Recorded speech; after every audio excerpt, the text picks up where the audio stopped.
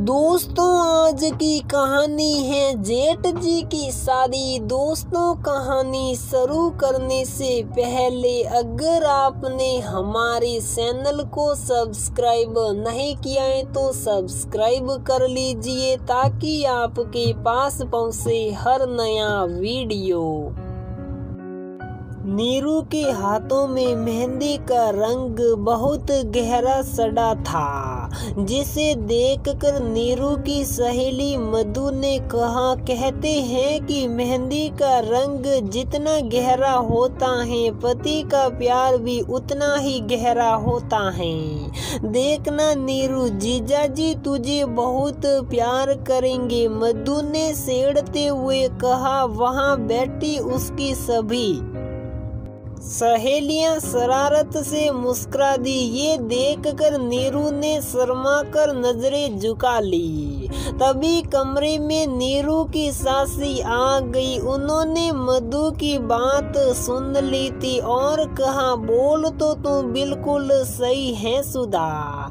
अगर मेहंदी लगे हाथों में सोने के कंगन हो तो हाथों की शोभा और बढ़ जाती है, पर नीरू के ससुराल वालों ने तो पहले से ही गहना लाने के लिए मना कर दिया है। नीरू की सासी ने व्यंग्य से मुस्कुराते हुए कहा। सासी की बात सुनकर नीरू का चेहरा उदास हो गया, क्योंकि कंगनों की चाहत तो नीरू को भी थी, पर उसकी ये चाहत अधूरी रह गई। तभी बाहर शोर उठा, बारात आ गई। ये सुनकर कमरे में बैठी नीरू की सहेलियां बाहर निकल गई। आंखों में हजारों सपने लेकर नीरू अपने ससुराल पहुंची। वहां गृह प्रवेश के बाद मुंह दिखाई की रस्म अदायगी शुरू हुई।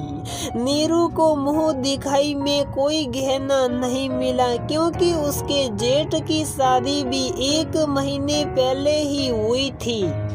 तो सभी रिश्तेदारों ने जेठानी को महंगे उपहार पहले ही दे दिया था। उसे सब ने पैसे ही दिए और बाद में उसकी सास ने वह पैसे भी उससे वापस मांग लिए थे। शादी में नीरू को गहनों के नाम पर एक गले की चेन मिली थी। उसकी सास ने कहा, बहू 2 शादियां एक साथ हुई, इसलिए तुम्हारे लिए गहने नहीं बनवा पाए हैं, मैं बाद में बनवा दूंगी। नीरू ने सोचा, चलो ठीक है, बाद में ही सही। और समय अपनी गति से चलता रहा। इस बीच ननदों की शादियां संपन्न हुई, घर के खर्च बढ़ते रहे और नीरू के लिए सास ने न गहने बनवाए और अब न घर में गहनों का सास जिक्र ही करती थी। नीरू ने एक बार अपने पति से कंगन की बात की तो उन्होंने कहा कि अभी घर में बहुत खर्चे हैं, बहनों की शादी के बाद मैं तुम्हारे लिए कंगन बनवा दूंगा। पति की बात सुनकर नीरू चुप हो गई। ननदों की शादियों के बाद भी वह समय भी नहीं आया। इसी बीच देवर की शादी पकी हुई और नई बहू के लिए गहने और कपड़ों की खरीदारी शुरू हो गई। नीरू और उसकी जेठानी रसोई में काम कर रही थी। तभी सास की आवाज सुनाई दी, नीरू सुधा यहाँ आओ। सास अपनी बड़ी बेटी के साथ बाजार गई थी गहने खरीदने। सास की आवाज सुनकर नीरू और उसकी जेठानी सुधा बाहर हाल में आ गई। वहां सास और नीरू की ननद बैठी हुई थी। नीरू ने दोनों को पानी दिया। तभी सास ने कहा, देखो बहू, मैंने नई बहू के लिए ये गहने बनवाए हैं। गहनों को देखकर नीरू की आंखें फटी रह गई, क्योंकि नई बहू के लिए सास ने बहुत ही सुंदर गहने बनवाए थे। उन गहनों में सबसे सुंदर सोने के कंगन थे। कंगन देखकर नीरू के मन में अपनी देवरानी के लिए ईर्ष्या पनपने लगी। नीरू ने सोचा, जब मेरी शादी हुई तो सास ने ये कह दिया कि इस समय पैसे नहीं है, बाद में बनवा दूंगी, पर आज तक नहीं बनवाई और अपने सहेते छोटे बेटे की पत्नी के लिए इतने गहने बनवा दिए। अब पैसे कहाँ से आ गए? नीरू के मन में देवरानी के लिए ईर्ष्या होने लगी। उससे रहा नहीं गया और उसने गहनों को देखकर अपनी सास से कहा, माँ जी, आज आपके पास इतने पैसे आ गए कि आपने अपनी छोटी बहू के लिए गहनों की दुकान खोल दी और मेरे लिए आपके पास पैसे नहीं थे। नीरू चिढ़ते हुए व्यंग्य से पूछा। नीरू की बात सुनकर सास ने तमक कर कहा,